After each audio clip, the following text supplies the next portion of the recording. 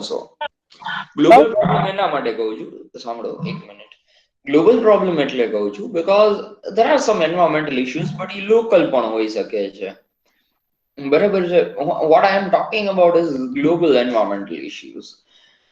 હવે લોકલ ની અંદર શું હોય છે અને ગ્લોબલ ની અંદર શું શું વસ્તુ હોય છે? તો લોકલ ની અંદર કે તમે ડેઝર્ટ ની અંદર રહ્યો છો એટલે રણ ની અંદર રહ્યો છો તો ગરમી વધારે છે, એ તમારો લોકલ ઇશ્યુ થઈ ગયો. કે તમે એમેઝોન ની અંદર રહ્યો છો તો ખૂબ વરસાદ પડે છે, that is your local issue.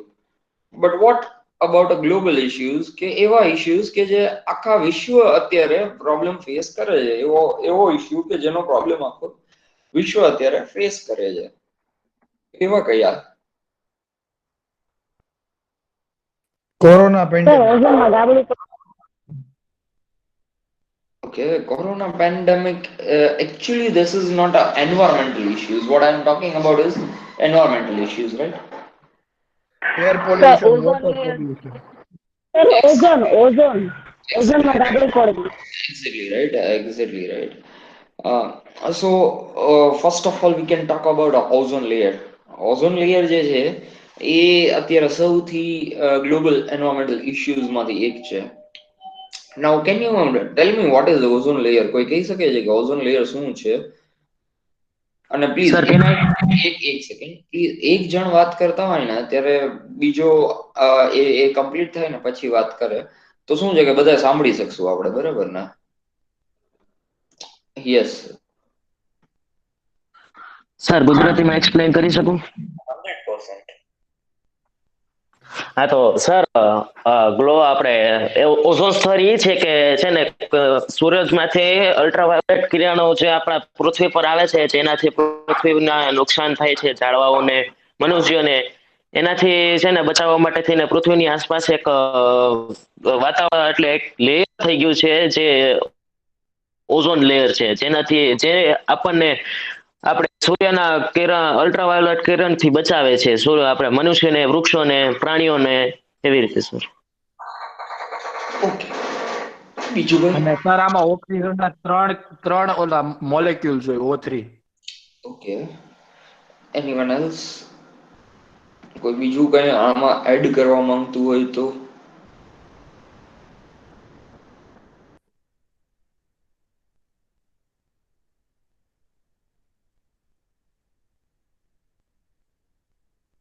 Okay, નાઉ જે ઇશ્યુ છે એ ઓઝોન લેયર નથી. ઇશ્યુ છે એ ઓઝોન લેયર નું ડેપ્લિશેશન છે. ઓઝોન લેયર નું ડેપ્લિશેશન એટલે કે ozone layer is getting stuck, it's getting thinner and thinner. Thinner એટલે કે પતલું થતું જાય છે ઓઝોન નું જે લેયર છે એ. અને અમુક જગ્યાએ તો ક્યાંક એવું પણ થઈ ગયું છે કે ઓઝોન લેયર ની અંદર હોલ પડી ગયું છે.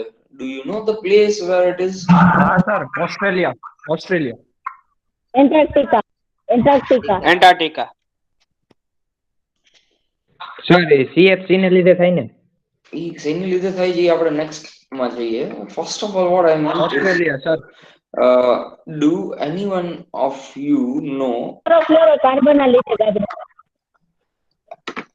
Okay, actually એન્ટાર્ક્ટિકામાં that is એ હોલ જે છે એ એન્ટાર્ક્ટિકામાં છે અત્યારે.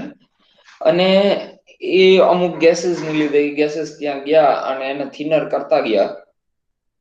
કારણ કે જો એક વસ્તુ તો છે કે ધ લો ઓફ થર્મોડાયનેમિક્સ, કોઈને ખબર છે લો ઓફ થર્મોડાયનેમિક્સ? તમે ભણ્યા તો હશો પણ યાદ હોય તો કોઈને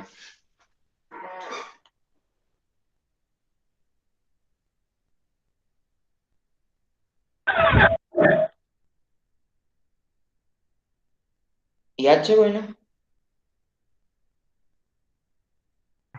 Sir, energy cannot be destroyed. એક Rohan, what you were telling? Yes, sir. Sir, energy cannot be destroyed nor be created. Exactly right. Energy could not be cannot be created nor can be destroyed. It can be transferred from one form to another form. The same thing happens with gases also. You cannot prepare any gases or you cannot destroy any gases. It converts from one form to another form, or any substance or material that is available in earth, that is available on earth. Now again a question arises that, sir, how it's possible? We uses the air, we uses the food, we use this, we use that. So now let me explain you this, how this food chain works. Can anyone answer me that how this food chain work? Sir ગુજરાતીમાં બોલો. Food chain કઈ રીતે કામ કરે છે કોઈ કહી શકશે?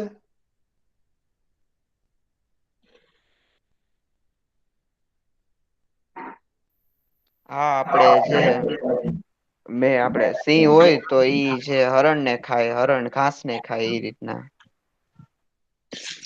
હા, પણ આપણે હ્યુમન્સ ક્રોપ ને ખાઈએ, ક્રોપ ખાધા પછી શું થાય? આપણે તો કોઈ ખાઈ નથી જવાનું, રાઈટ? આપણે તો કોઈ ખાઈ નથી જવાનું ને, આપણે ક્રોપ્સ ખાઈએ ને, આપણે તો કોઈ ખાવાનું જ નથી. આપણે સર તો we are at top of food chain. We are at આપણે આપણું જયારે ડેથ થાય ને, તો આપણામાંથી ઓલું શું કે કાર્બનિક દ્રવ્યો છૂટા પડે એ રીતના જમીનમાં. ઈ બરાબર છે, પણ ઈ પહેલા જયારે જીવતા હોય ત્યારે રોજ ઉઠી અને આપણે એક વેસ્ટ પ્રોડ્યુસ કરીએ છીએ, that is a organic waste, એટલે કે એક્સક્રીટા આપણે કહી શકીએ, અને that is also a form of environment, right? તો ઈ વેસ્ટ ને આપણે ડેઈલી જનરેટ કરીએ છીએ, but what happens with this waste, or what happens with our dead body? તો જો આપણી ડેડ બોડીની અગર વાત કરીએ તો either it get buried or it get burned, એટલે કાં એને દાટી દેવામાં આવે છે, કાં એને બાળવામાં આવે છે. when it gets buried out, એટલે કે એને દાટવામાં જ્યારે આવે ત્યારે શું થાય? the microorganisms, the bacteria and the fungus which are present inside the earth get attracted towards your body and attacks your body, right? And it start eating it. It converts your body to the organic metals, and you would be converted into the form of carbon, into the form of nitrogen, into the form of minerals and other resources. એનો મતલબ કે જ્યારે તમને bacteria ખાઈ જાય, જ્યારે તમારી બોડીને એ ડિગ્રેડ કરવાનું ચાલુ કરે, ત્યારે એ શું કરશે? એને ખાઈ અને એમાંથી ઓક્સિજનને છૂટો પાડી લેશે, નાઇટ્રોજનને છૂટો પાડી દેશે, કાર્બન્સને છૂટા પાડી દેશે, પછી દરેક તત્વને છૂટું પાડી અને બીજા ફોર્મમાં કન્વર્ટ કરી દેશે. એનો મતલબ શું થયો? આ બધું તમારા શરીરમાં ભેગું ક્યાંથી થયું? કદાચ મિનરલ્સ હોય કે કદાચ કાર્બન હોય કે નાઇટ્રોજન હોય, તમારા શરીરમાં આવ્યું ક્યાંથી? આપણે જે ખોરાક લઈએ એમાંથી. હે? ખોરાક લઈએ એમાંથી. ના, કારણ અવાજ નથી આવતો, કટ થઈ જાય. આપણે જે ખોરાક લઈએ એમાંથી એમ. Anyone else? કરણનો અવાજ નથી આવતો, આપણે કોઈ બીજા પાસેથી સાંભળીએ કે આ કાર્બન છે, પછી આ બીજી કોઈ પણ તત્વો છે, એ બધા શરીરમાં આવ્યા ક્યાંથી?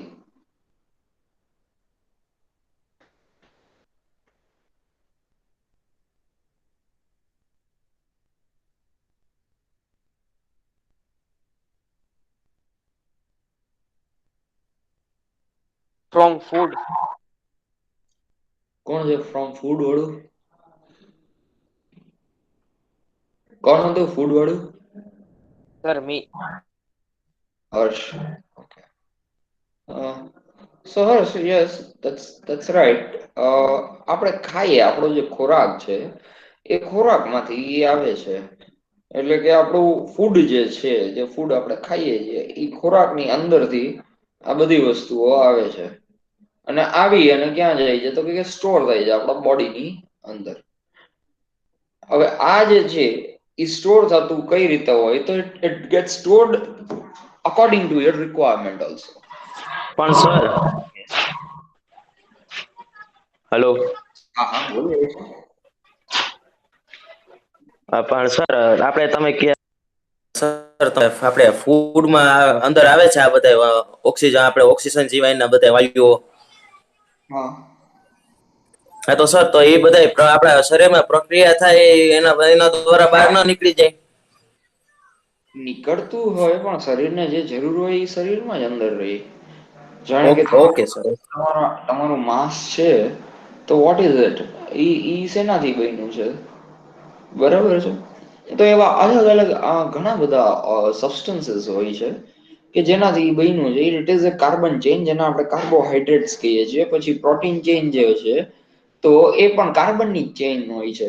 અને કોઈ પણ ઓર્ગેનિક કેમિસ્ટ્રી ભણ્યા હોય તમે એટલે એની અંદર તમને ખબર પડે કે કોઈ પણ મટીરિયલ જે છે એમાં કાર્બન જે છે એ લગભગ સેન્ટરમાં હોય છે.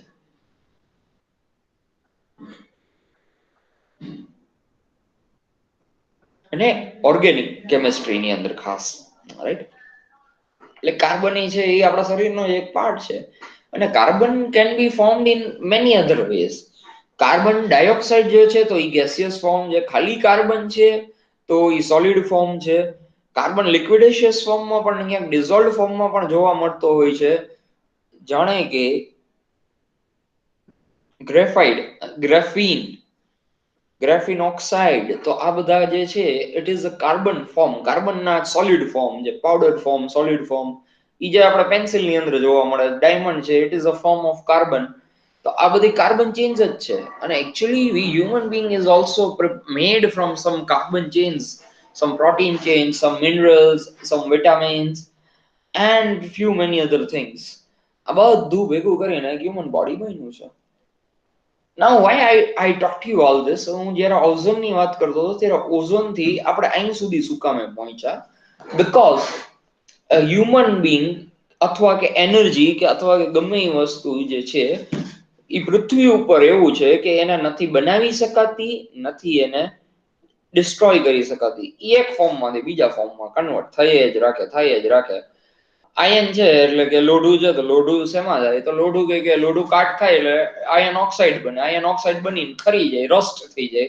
ખરીને પાછું થાય તો રિએક્શન જ ને, તમે એમાંથી ઓક્સાઇડ પાછો છૂટો પાડો એટલે પાછું આયન બની ગયું. બરાબર છે? સો ધીસ ઇઝ અ પ્રોસિજર. આ પ્રોસિજર ચાલ્યા જ રાખવા છે. અને આ જે પ્રોસિજર કમ્પ્લીટ થાય જ્યારે ત્યારે એક ચેન કમ્પ્લીટ થાય છે. અને એકચ્યુઅલમાં કુદરતે આ ચેનને કમ્પ્લીટ કરવા માટે તમામ વસ્તુની ગોઠવણ કરી છે. જ્યાં અને ત્યાં જ્યાં સુધી આપણે દોઢા ના થયા ત્યાં સુધી કુદરતે બધું ગોઠવેલું હતું. બરાબર છે? તો એઝ અ હ્યુમન બીંગ જ્યારે આપણે વધારે વિચારવાનું અને એન્વાયરમેન્ટમાં જ્યારે વધારે ને વધારે પગ બેસારો ચાલુ કર્યો ત્યારે પ્રોબ્લેમ્સ સ્ટાર્ટ થયા.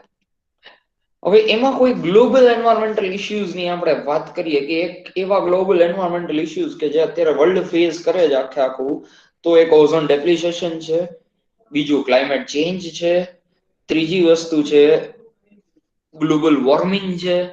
વોર્મિંગ, ગ્લોબલ વોર્મિંગ એટલે આખા વર્લ્ડમાં વોર્મિંગ થઈ ગયું છે. ગરમાવો આવી ગયો છે.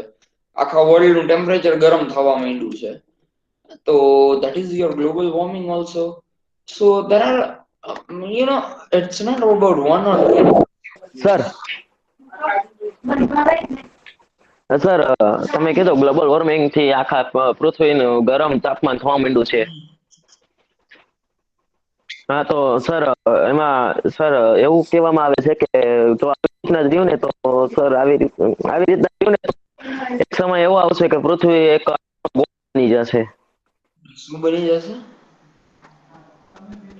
આગનો ગોળો, લાવા આવી રીતે જ રહ્યું ને તો એટલે જો I have not been through geological process. I don't know about a geological process, but it is an hypothesis. Hypothesis નો મતલબ એવો છે કે એક ધારણા છે. એવું કોઈ વસ્તુ હજી પ્રૂવન નથી એવું કઈ કશું કઈ વસ્તુ થઈ હજી. કારણ કે when you talk about a mother earth, we as a mother earth has a capacity to recover itself. અર્થ જે છે એટલે પૃથ્વી જે છે એ પૃથ્વી પાસે એક એવી તાકાત છે કે પોતાની જાતને પાછું રિકવર કરતી થઈ જાય, એ રિકવર કરી લે છે. તો ઈ પણ એક મોટો પાર્ટ છે આનો કે ઈ પોતાને જો રિકવર કરી લેતી હોય અર્થ, that means something is good. એટલે કે જે પોલ્યુશન આપણે ક્રિએટ કરીએ છીએ એ પોલ્યુશનની સામોસામ એ કંઈક એવું પણ પ્રોસેસ કરે છે કે જેનાથી એ મેનેજ કરી શકે આ વસ્તુને. અને એનો જ એક ભાગરૂપ છે કે જે ક્લાઇમેટ ચેન્જ અથવા ગ્લોબલ વોર્મિંગને આપણે કહી શકીએ. શું કામે? કારણ કે પૃથ્વી શું કરશે કે એનું ટેમ્પરેચર મેન્ટેન કરવા માટે એને ગરમ થયું છે તો ટેમ્પરેચર મેન્ટેન કરવા માટે ક્યાંક વધારે પડતો વરસાદ કરવા માંડશે, ક્યાંક વધારે પડતો બરફ પાડવા માંડશે. શું કામે? કારણ કે એનું ટેમ્પરેચર મેન્ટેન કરવા માટે પ્રયત્ન કરશે, બીકોઝ એ એન્વાયરમેન્ટની ડિમાન્ડ છે. હવે કદાચ આપણી હ્યુમન બીંગ ની વાત કરીએ, આપણે ફૂલ ઠંડીમાં અંદર ઊભા હોઈએ તો આપણે શું કરશું? શરીરને ગરમ કરવાનો પ્રયત્ન ચાલુ કરી દઈશું, અને એની સામે આપણું બોડી પણ ગરમી જે છે એને ઉત્પન્ન કરવા માટેનો પ્રયત્ન ચાલુ કરી દેશે. અને એની જ જગ્યાએ તમે ફૂલ ગરમીમાં ઊભા છો તો આપણું બોડી જે છે એ પરસેવો બહાર કાઢશે. ઈ શેના માટે? એ પર્સ્પિરેશન શેના માટે થાય છે? ઇટ ઇઝ ડ્યુ ટુ કે તમને ઠંડી હવા જો અડે તો તમે સહેજ ઠંડા થાવ, બરાબર? તમારું બોડી ટેમ્પરેચર મેન્ટેન કરવા માટે. So same thing happens with earth also. It tries to maintain the thing, અને એની જ લીધે એન્વાયરમેન્ટલ ચેન્જીસ આવે છે. હવે જ્યારે આપણે વાત કરીએ છીએ એ ગ્લોબલ એન્વાયરમેન્ટલ ઇશ્યુઝની, અને તેની અંદર અત્યારે આપણે જ્યારે ગ્લોબલ વોર્મિંગની વાત ચાલુ છે, તો કેન એનીવન ટેલ મી કે what is the difference between global warming and ozone depletion? Ozone depletion અને ગ્લોબલ વોર્મિંગમાં અંતર શું છે?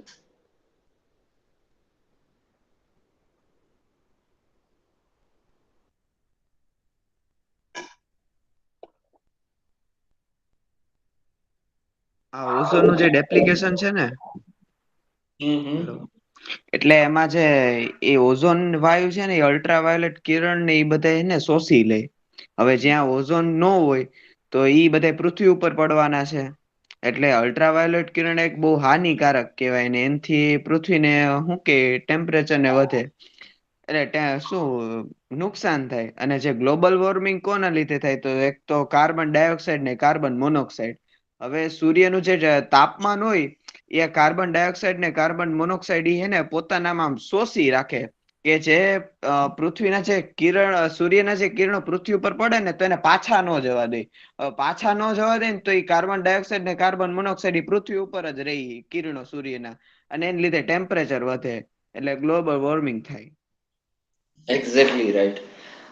ઓઝોન ડેપ્લિશિએશન એ છે કે જે પૃથ્વીની અંદર અલ્ટ્રાવાયોલેટ ઓઝોન લેયર જે છે એ પૃથ્વીની અંદર અલ્ટ્રાવાયોલેટ રેઝને અંદર આવતા રોકે છે. હવે આની લીધે શું થયું કે ઈ અત્યારે ક્યાં છે? તો કે અત્યારે ઈ અહીંયા ક્યાંય નથી, એટલે કે જ્યાં માણસોની વસ્તી છે ત્યાં નથી, ઈ એન્ટાર્ક્ટિકામાં છે. હવે ઈ એન્ટાર્ક્ટિકા એક આખો દરિયો છે, અથવા કે હિમખંડ છે આખે આખો, કે જ્યાં માણસની વસ્તી છે જ નહીં, કોઈ માણસ ત્યાં વસતા નથી. તો આ સમયની અંદર ત્યાં અત્યારે હમણાં કોઈ પ્રોબ્લેમ કે કોઈ પ્રશ્ન છે નહીં, ઓઝોન જે લેયર ડેપ્લિશિએટ થયું જેનાથી. પણ ભવિષ્યમાં એ બહુ મોટો પ્રશ્ન બની શકે છે, કારણ કે આ મોટું ને મોટું થતું જાય છે. એવું નથી કે આ એઝ ઇટ ઇઝ રહી છે, એ ટાઈમ સાથે વધતું જાય છે, મોટું થતું જાય છે. અને જેમ મોટું થતું જશે એમ એક ટાઈમે એવું પણ થશે કે પૃથ્વી આખાને ઈ થઈ જાય.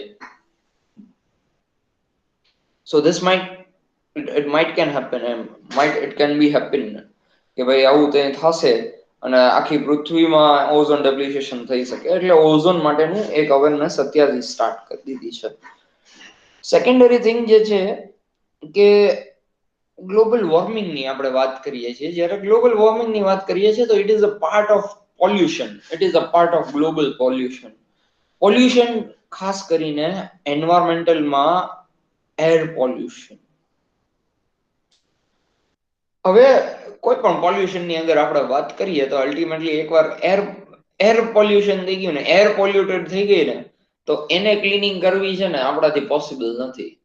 જમીનની અંદર પ્લાસ્ટિક પડ્યું તો જમીનમાંથી પ્લાસ્ટિક કાઢીને એને રિસાયકલ કરીને એ આપણા માટે પોસિબલ છે, બરાબર છે? તમારા મારા માટે બધા માટે પોસિબલ છે. બટ એકવાર જો હવા પ્રદૂષિત થઈ ગઈ તો ઈ તો પવનના વેગ ભેગી ચાલ્યા જશે, અને ઈ પછી આઉટ ઓફ કંટ્રોલ છે, right? So this is due to air pollution. હવે એર પોલ્યુશન ની લીધે ગ્લોબલ વોર્મિંગ કઈ રીતે થાય છે? તો એર પોલ્યુશન ની લીધેથી આપણે carbon dioxide, carbon monoxide, ethyl, ethanol, methanol આવા ગેસીસ જે છે એ ગેસીસ વધતા ગયા અને ઈ વધીને એવા લેવલ સુધી પહોંચી ગયા કે જ્યાં તમને તમને ગરમી જે છે એ વધતી જાય છે કોઈ પણ વસ્તુમાં. હવે ઈ શું કામ વધે છે? કારણ કે આ બધા ગેસીસ ની તાકાત એવી છે કે ઈ બહારના એટમોસ્ફિયર માંથી સનલાઇટ કયો અથવા કે તમે હીટ કયો, એ હીટને ઈ અબ્ઝોર્બ કરે છે. અને એ હીટને ઈ અબ્ઝોર્બ કરીને શું કરે છે? તો કે ઈ હીટને ઈ અબ્ઝોર્બ કરી અને રાખી મૂકે છે. પૃથ્વીનું તાપમાન જે રાત્રે ઠંડુ થવું જોઈએ એ ઠંડુ થવા દેતી નથી. એટલે આ જે પ્રોબ્લેમ ક્રિએટ થાય છે એ પ્રોબ્લેમની લીધે ટેમ્પરેચર જે છે એ રાઈઝ થઈ ગયું છે. હવે ટેમ્પરેચર રાઈઝ થયા તો બધા એમ કે સર એવું ક્યાં છે, મનાલીમાં તો ટેમ્પરેચર હજી એવું ને એવું જ રહી છે, અહીંયા ક્યાં વધી ગયું છે? બરાબર. તો ટેમ્પરેચર રાઈઝ થયું છે એનો મતલબ શું છે?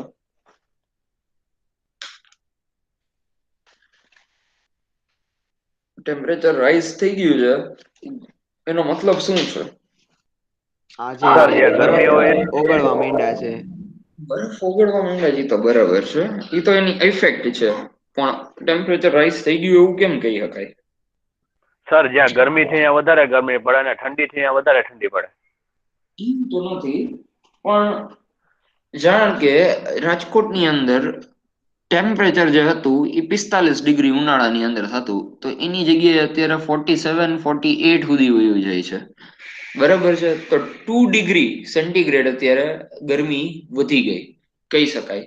હવે સેમ વસ્તુ કદાચ મનાલીની વાત કરીએ તો અહીંયા સમરની અંદર 23 થતું હતું, એની જગ્યાએ અત્યારે 25 થવા માંડ્યું છે ટેમ્પરેચર. તો આ જે રેશિયો પ્રોપોર્શનાલિટી છે એ આખા અર્થની 2 ડિગ્રીની છે, કે 2 ડિગ્રી ટેમ્પરેચર આખા પૃથ્વીનું વધી ગયું. બરાબર છે. હવે આ 2 ડિગ્રી ટેમ્પરેચર વધી જાય એમાં ફેર શું પડે? આપણે તો એસી વાપરી લઈએ, બીજો શું ફેર પડી જાય એમાં?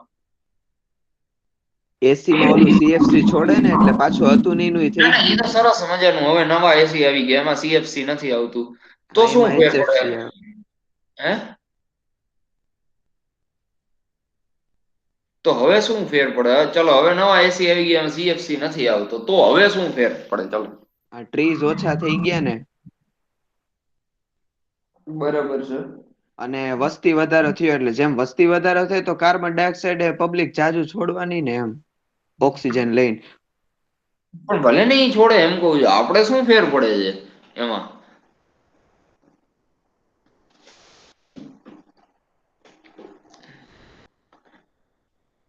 ઓક્સિજન નું પ્રમાણ અને કાર્બન ડાયોક્સાઇડ નું પ્રમાણ ખબર છે કેટલું છે? ઓક્સિજન નું 21% જેટલું જે અત્યારે લગભગ ઘટી ગયું છે. એ બરાબર છે, 21% જ છે. ચલો પછી.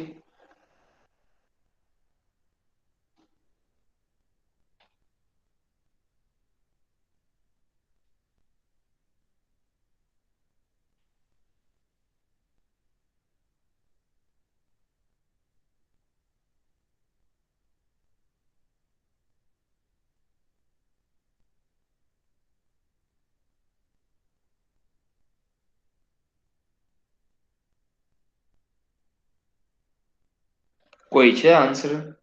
બીજા બધા વાયુ વધતા જાય તો આપણે શ્વાસ લેવામાં તકલીફ ન પડે? એકચ્યુઅલી 2% ટેમ્પરેચર જો પૃથ્વીનું વધી જાય તો એનાથી આખા ક્લાઇમેટ ચેન્જ થવા માંડે. કારણ કે ક્લાઇમેટ ચેન્જ થાય એમાં શું થાય તો કે જ્યાં ઠંડી હશે અહીં ટ્રાય કરશે ઠંડી કરવા માટેની. હા સિદ્ધાર્થ. સિદ્ધપુરા.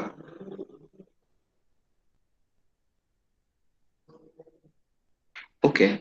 તો અહીંયા શું કરશે? અહીંયા ઠંડુ કરવાનું કરશે જ્યાં ગરમી વધી ગઈ, જ્યાં ગરમી અને જ્યાં એટલે ક્યાંક બરફ પાડશે અથવા ક્યાંક પાણી વાળશે, એટલે કમોસમી વરસાદ થઈ ગયો, કમોસમી બરફ પડતો થઈ ગયો. એની લીધે અત્યારે ફાર્મર્સ એટલે કે ખેડૂતો છે એને સૌથી વધારે નુકસાન થાય છે.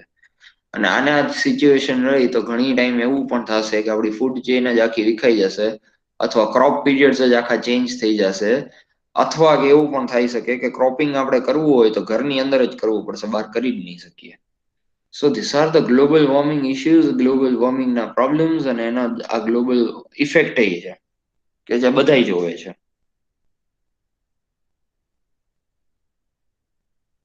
Is it clear up till this?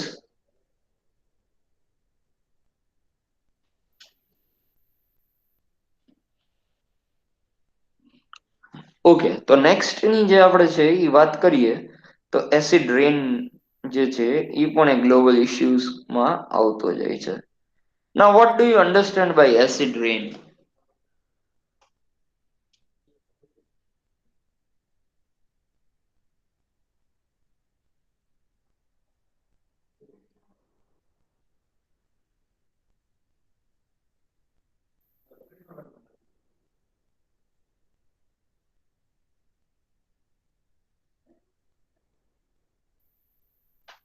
Acid rain.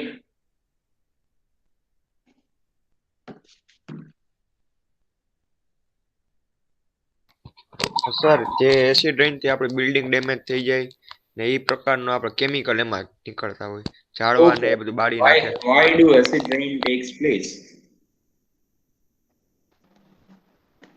Sir global warming ના હિસાબે. ઓકે, એસિડ રેન ભાઈ કેના લીધે થાય છે? કોઈ પણ જવાબ દઈ શકે? due to factory which release poisonous gases. Yes, exactly. Yeah, global warming is not a part of acid rain. Acid rain is due to the emulsion of gases from factories, from industries, from vehicles, especially which gases?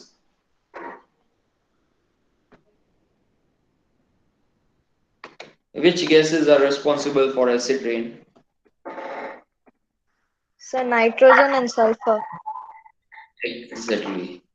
So nitrogen and sulfur.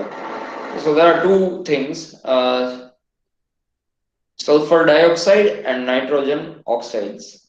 So these two components are mainly responsible for the acid rain.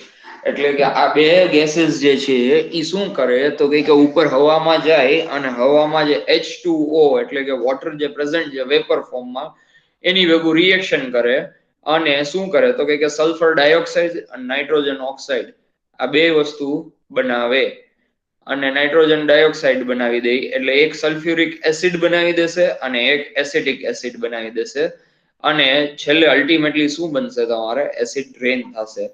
હવે acid રેન કે ને તમને ખબર છે પાણીનું pH value કેટલી હોય? 7. 7. Now what is pH? PH નો ફૂલ ફોર્મ ખબર છે? તટસ્થ એટલે એસિડ એ નથી ને બેઝ એ નથી. અરે પીએચ નો ફૂલ ફોર્મ પૂછું છું. Potence. Of hydrogen. Potential of hydrogen. Very good. એટલે પોટેન્શિયલ ઓફ હાઇડ્રોજન એટલે હાઇડ્રોજનનો કેટલો પોટેન્શિયલ છે કોઈ પણ સબસ્ટન્સની અંદર એના ઉપરથી આપણે એક ડિફાઇન કરીએ કે એસિડિક છે, બેઝિક છે કે ન્યુટ્રલ છે. વોટરને જે છે એને આપણે ન્યુટ્રલ તરીકે ગણીએ છીએ જ્યારે એની પીએચ વેલ્યુ આપણે 6.5 થી લઈ અને 7 સુધી 7.5 સુધી 8 સુધી પણ કન્સિડર કરીએ છીએ પાણી પીવા લાયક છે. હવે વાત એ છે કે 7 થી નીચે હોય તો શું થાય ને 7 થી ઉપર હોય તો શું થાય? 7 થી નીચે હોય તો એસિડિક થાય. 7 થી નીચે હોય તો એસિડિક છે અને 7 થી ઉપર હોય તો કોઈ પણ સબસ્ટન્સ વધારે બેઝ ઉપર છે. બેઝિક છે. બરાબર છે. હવે એસિડ રેન એટલે બીજું કઈ નથી. હવે તમારો જે વરસાદ થયો એનું પીએચ વેલ્યુ છે એ કેવી છે? 7 કરતા ઓછી છે, 6 કરતા પણ ઓછી છે, 5.5 4 ની આજુબાજુ છે એટલે હવે એ એસિડિક ફોર્મમાં કન્વર્ટ થઈ ગયું. અને કોઈ પણ સબસ્ટન્સ જ્યારે એસિડિક ફોર્મમાં કન્વર્ટ થઈ જાય ત્યારે એ શું કરે તો કે પહેલા વેલા એસિડ જ્યારે તમે એસિડને તમે નાખો પ્લાન્ટની ઉપર તો શું પ્લાન્ટની હાલત થાય? એ મરી જશે. એટલે પહેલા વેલી એની ઇફેક્ટ આવશે કે મરી જશે, પ્લાન્ટ્સ જે છે એ મરવા માંડશે. બીજી એની ઇફેક્ટ શું થશે? તો બીજી ઇફેક્ટ થશે સ્ટ્રક્ચર્સ ઉપર, સ્ટ્રક્ચર્સના કલર્સ ઉપર, સ્ટ્રક્ચર્સના લુક્સ ઉપર અને એનામાં ક્રેક્સ ક્રિએટ થઈ કે માઇક્રો ક્રેક્સ હોય તો સીધી અંદર પાણી ઉતરવાનું થઈ જાય. તો આવી અલગ અલગ વસ્તુઓ ઉપર અફેક્ટ કરે છે.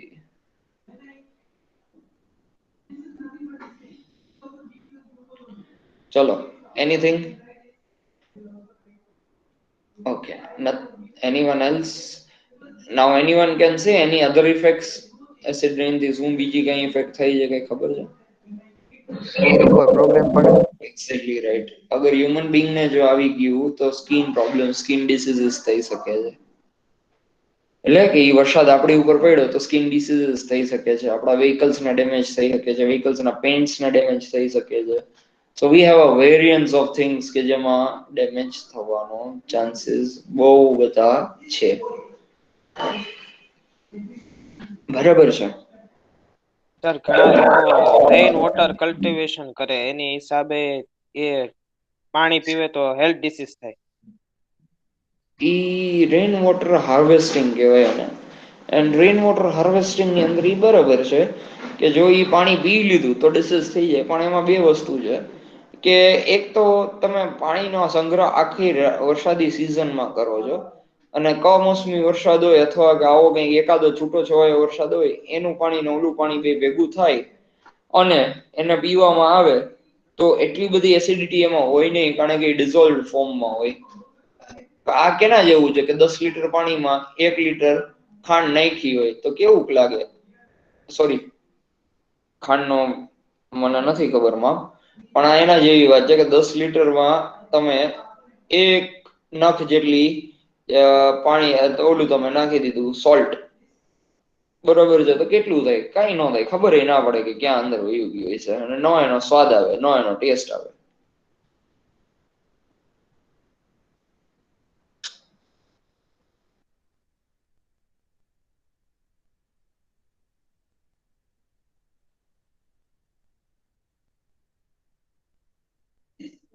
બરાબર છે.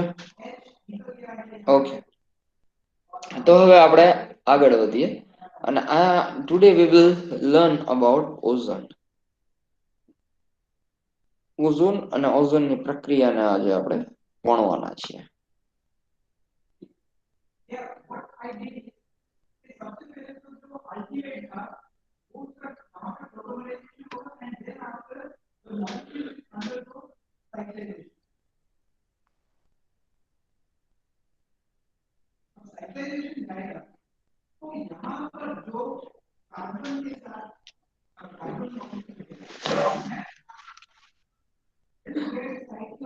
So now let us understand what is ozone, right? So when we are talking about ozone, we can say ozone is created in atmosphere when the sun's rays splits the oxygen molecule into the single atom. Thus, the atom combine with nearby oxygen to form three oxygen molecule, which is called ozone. So ozone is a gas which is formed by three molecular of oxygen. એટલે ozone gas જે છે એ શું છે તો કે ozone જે છે એ molecule 3 oxygen ના જ્યારે ભેગા થાય ત્યારે ક્રિએટ થઈ, અને that is known as an ozone gas. Now next, when we talk about our ozone layer, see, our everything of the earth is beyond the ozone layer. બધી વસ્તુ જે અર્થ ઉપર છે એ ક્યાં છે તો કે ઓઝોન લેયર ની નીચે છે. The earth atmosphere is composed of many layers, each plays a significant role. એટલે કે પૃથ્વીનું એટમોસ્ફિયર છે એ ઘણા બધા લેયર્સ થી બનેલું છે, અલગ અલગ લેયર્સ હોય છે. એવા કયા લેયર્સ હતા? એટમોસ્ફિયર ના લેયર્સ કયા કયા ભણ્યા આપણે?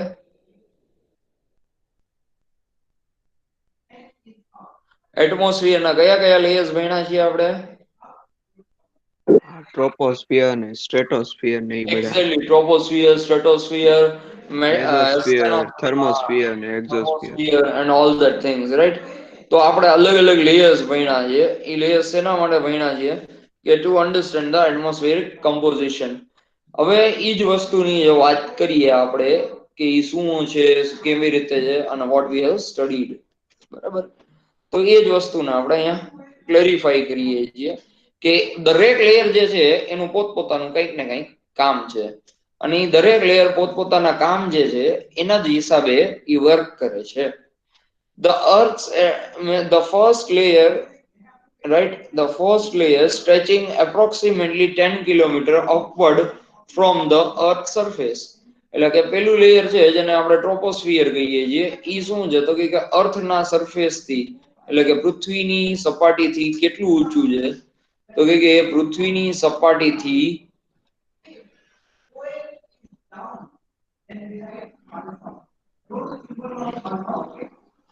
એ પૃથ્વીની સપાટીથી 10 કિલોમીટર સુધી આવે છે. પછી સ્ટ્રેટોસ્ફિયર આવે છે. સ્ટ્રેટોસ્ફિયર છે એ 15 થી 60 કિલોમીટર સુધી છે.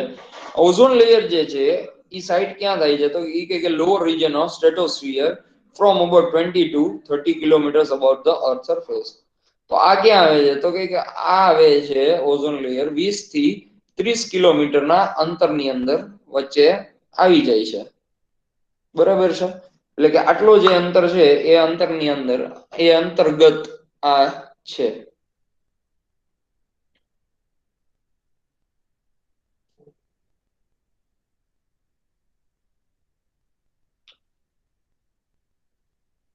Okay. The thickness of ozone layer is about 3 to 5 mm, but it is pretty much fluctuated depending upon the season and geography. હવે ઓઝોન નો લેયર કેવો છે એની સાઈઝ કેવડી થઈ એક આખું 1 સેન્ટીમીટરની પણ નથી. એક બહુ નાની એવી ચાદર છે કે જે બહુ કઈ મોટી નથી એકદમ નાની છે.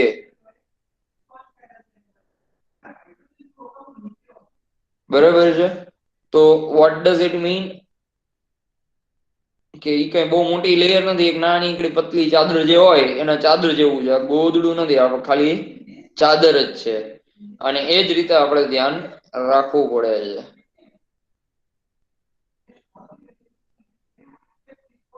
Okay, so now what it is, so the ozone layer is a deep layer in the earth atmosphere consists of ozone which is naturally occurring molecular consisting 3 oxygen atom. This lower region of stratosphere consisting relevantly a higher concentration of ozone is called an ozonosphere.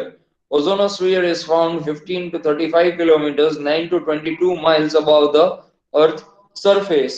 એટલે કે આ ozone layer જે છે એ ક્યાં છે situated થયેલું તો કે 15 થી 35 કિલોમીટર અર્થની સરફેસ ઉપર it depends, it changes according to the place. જગ્યાઓ જેમ બદલે એમ એ પણ ચેન્જ થયે રાખે.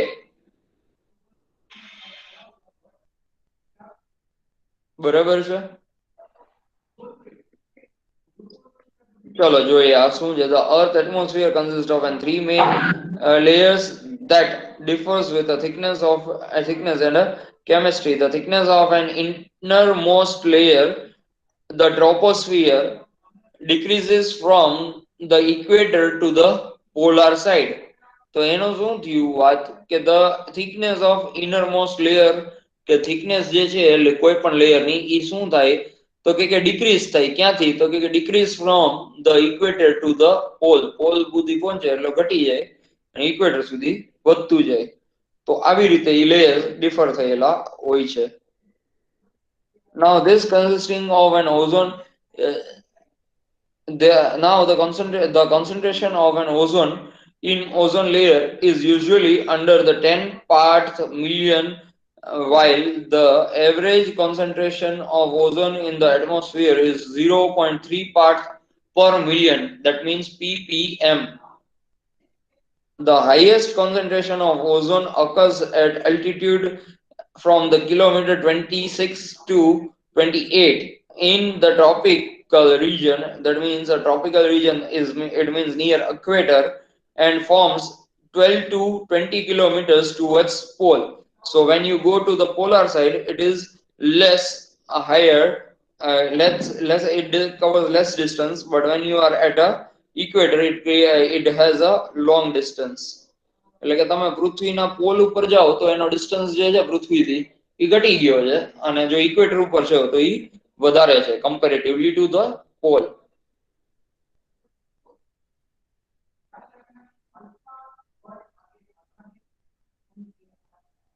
બરાબર છે.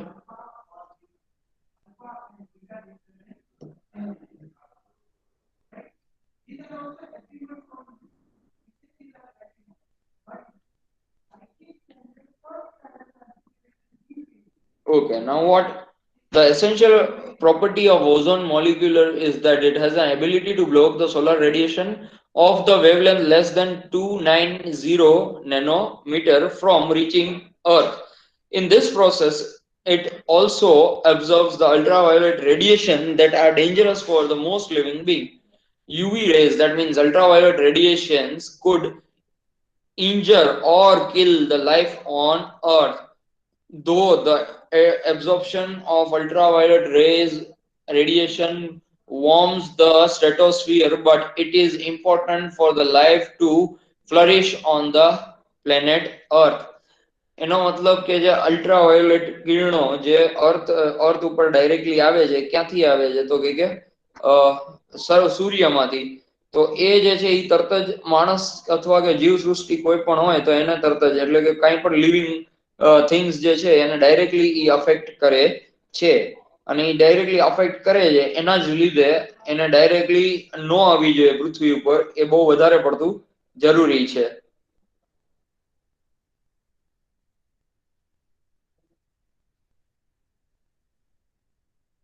એટલે ઓઝોન લેયર આને આવી રીતે બચાવે છે. અલ્ટ્રાવાયોલેટ રેઝ, જો આ ઓઝોનમાં ક્યાંક કાણું છે એ જગ્યાની વાત છે, અને આ ઓઝોન લેયર જે છે એ બરાબર છે. એટલે કેવું છે કે આવે તો છે જ અલ્ટ્રાવાયોલેટ રેઝ, પણ ઓછા પ્રમાણમાં, રાઈટ.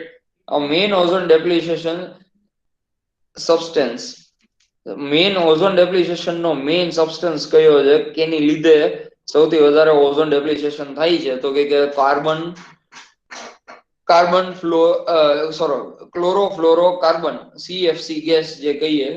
આ ગેસ આપણા રેફ્રિજરેટર્સમાં, ફ્રીઝર્સમાં અને એર કન્ડિશનિંગ સિસ્ટમની અંદર આવે છે.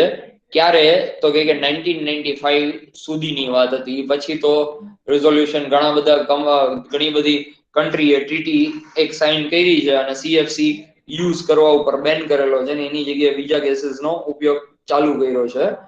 અને now it's built about most extensively utilized oxygen depleting substance because its attribute to more than 80% of overall ozone depletion. એટલે કે CFC ગેસ છે એ 80% ભાગ ભજવે છે ઓઝોન ડેપ્લિશેશન નો. એટલે 80% ઓઝોન ડેપ્લિશેશન એની લીધે જ થયું છે. એટલે એ સૌથી ખતરનાક કેટેગરીમાં આપણે એને ગણ્યો છે. It was utilized as the coolant in home appliances like freezers, refrigerators, air conditioning in both building and cars that were manufactured prior to 1995. 1995 પહેલા જે પણ ગાડીઓ, જે પણ રેફ્રિજરેટર્સ, કાર્સ, એસી, જે બધું બન્યું છે એ બધી વસ્તુમાં CFC ગેસ હતો અને એ ખૂબ ઇમલ્જન થયું છે એનું ત્યાં સુધી. નાવ શું થાય છે તો કે CFC ગેસ અહીંયા જાય અને કાર્બનના 3 મોલિક્યુલ હોય, એમાંથી એક મોલિક્યુલ જે છે એનો નબળો બોન્ડ હોય. એટલે O3 જે છે એ એક નબળો બોન્ડ હોય, O2 જે છે એ સ્ટેબલ બોન્ડ છે. પણ આ શું કરે કે આનો એક ક્લોરીનનો એટમ જઈ અને એક ઓક્સિજનના એટમ ભેગો મળી જાય, એટલે ઓલો કોવેલેન્ટ બોન્ડ ફોર્મ કરી દે અને બાકીના ઓક્સિજનના O2 ના જ બોન્ડ અહીંયા રહી છે. તો એ જ વસ્તુને ઓલું કરવા માટે એ જ વસ્તુ કમ્પ્લીટ થાય છે અને એ જ પ્રોબ્લેમ થાય છે કે જેની લીધે O3 ફોર્મ જ નથી થતો, અહીંયા ખાલી O2 જ ફોર્મ થયેલો રહી છે. Now it is hydrofluorocarbon, that is have a year served in the place of carbon chlorofluorocarbons. There are not harmful as CFC to the ozone layer. A ozone layer ની જગ્યાએ આપણે CFC ની જગ્યાએ આનો use કરીએ છીએ, એ પણ harmful તો છે જ, પણ CFC ગેસ જેટલો નથી. Halons, it is especially used in a selected fire extinguisher in scenarios in a scenario where the equipment or material could be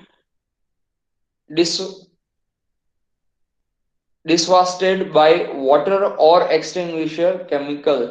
હવે આ કેવું છે તો કે આ એક એવી વસ્તુ છે કે જે જે જે ગેસ એને એ ટાઈમે ફાયર એક્સટિંગ્વિશર માં યુઝ થાય કે જે જગ્યાએ તમે પાણી અથવા કે એક્સટિંગ્વિશર ના કેમિકલ નો ઉપયોગ કરી શકતા નથી, કારણ કે એનાથી જ કદાચ વધી જાય આગ. પછી carbon tetrachloride also used in a selected fire extinguisher માં જોઈ છે methyl chloroform commonly utilized in the industry for cold cleaning, vapor, chemical processing, adhesive and more aerosol. Aerosol એટલે આપણે જે સ્પ્રે આપણે આવે છે એની અંદર આ બધું આવે છે. Damage to the human health.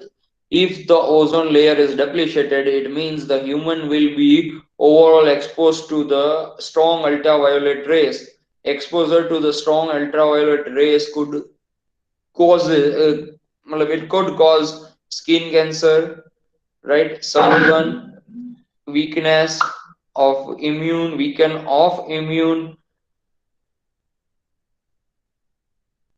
right? And many other things.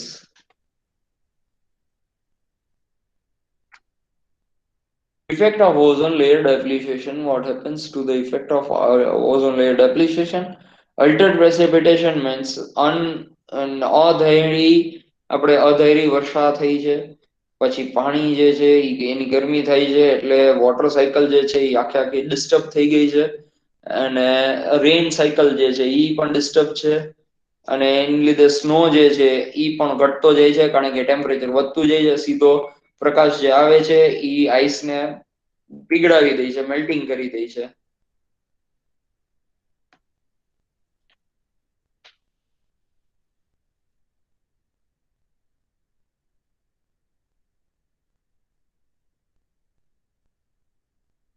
Devastations to environment.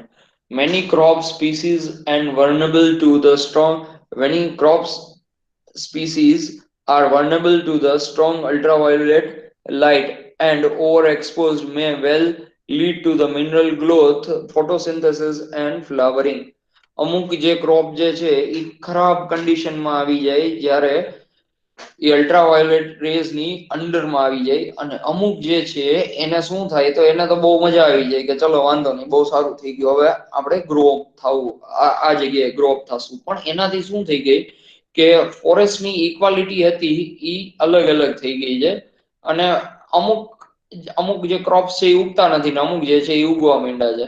Some of the crop species vulnerable to the ultraviolet rays includes barley, wheat, broccoli, tomatoes, cauliflower, just to name a few. Forests equally bear the burnt of ozone depletion. તો આ બધા જે છે એ કેવા છે કે બહુ sensitive છે, બ્રોકોલી ને ટમેટો ને કોલીફ્લાવર્સ ને જે અલ્ટ્રાવાયોલેટ રેઝ વધતા જાય તો આ બધા વસ્તુનો ફેર પડશે, એટલે કે આ ક્રોપ્સમાં પણ ફરક પાડે છે. પછી શેમાં કરે છે તો કે ફોરેસ્ટની અંદર પણ આનો પ્રોબ્લેમ થાય છે. Threat to the marine life. Certain marine life, especially plankton, is greatly impacted by the exposure to the strong ultraviolet rays. In aquatic food chain, plankton appears high up.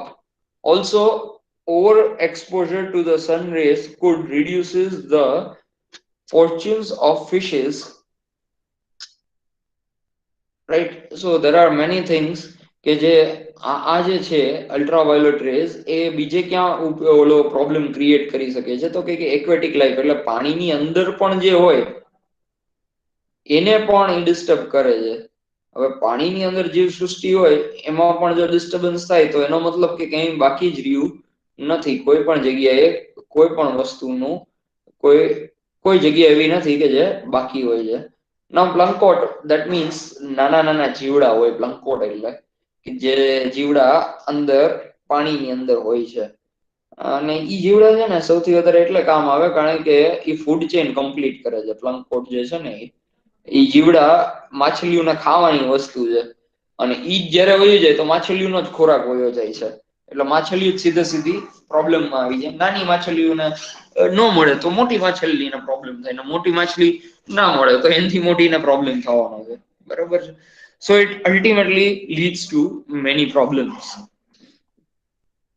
Now impact to the animals have matlab it can has a skin diseases and eye cancer. Impact to certain materials like plastic, wood, fibers, rubber are massively damaged. Plastic ની sunlight માં જ્યારે જાય ત્યારે degraded થઈ જાય છે, damage થઈ જાય છે ડ્યુ ટુ અલ્ટ્રાવાયોલેટ રેસ. આપણે જોઈએ છે બાર પ્લાસ્ટિક ની ખુરશી રાખી હોય થોડાક ટાઈમ પછી એમાં એક પગ મારો તો પટકી જાય છે, બ્રિટલ થઈ જાય છે.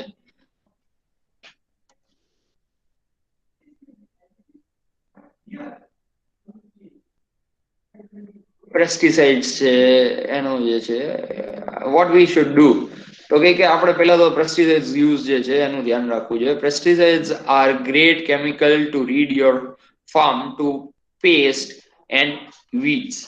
પેસ્ટ એન્ડ વીડ્સ એટલે કે કીડા, ઈયળ ને એ બધું જે થઈ જતું હોય ફાર્મ ની અંદર ઈ, અને વીડ્સ એટલે કે જે નકામા ઝાડવા થતા હોય, લીમડો છે, કોંગ્રેસ છે, એવા ઘણા બધા નકામા હોય, કપાટ છે, તો આ બધા અલગ અલગ પ્રકારના ધોકડ છે, તો એ બધા that are known as the weeds, but they contribute on enormously to the ozone layer depletion. આ પેસ્ટિસાઇડ્સ ને જે નાખીએ એ બહુ હાનિકારક હોય છે કારણ કે આની અંદરથી ગેસીસ રિલીઝ થાય છે. The surefire solution to get rid of pests and weeds is to apply the natural method. એટલે ઓર્ગેનિક ખેતી કરવી એ આના માટે બહુ જરૂરી છે. Discourage the driving of private vehicle ના વાપરવા કારણ કે એમાંથી ગેસીસ ઇમલ્શન ઓછું થઈ જાય, ગ્રીન હાઉસ ગેસીસ ઇમલ્શન ઘટે તો એ વધારે ઉપયોગ આવે.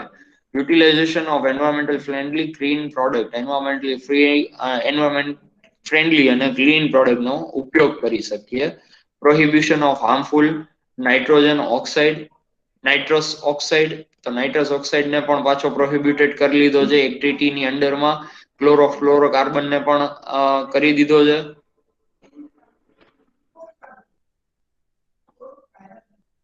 રાઈટ, તો અલગ અલગ પ્રોટોકોલ ક્રિએટ કર્યા છે અને એને હેલ્પફુલ થયું છે.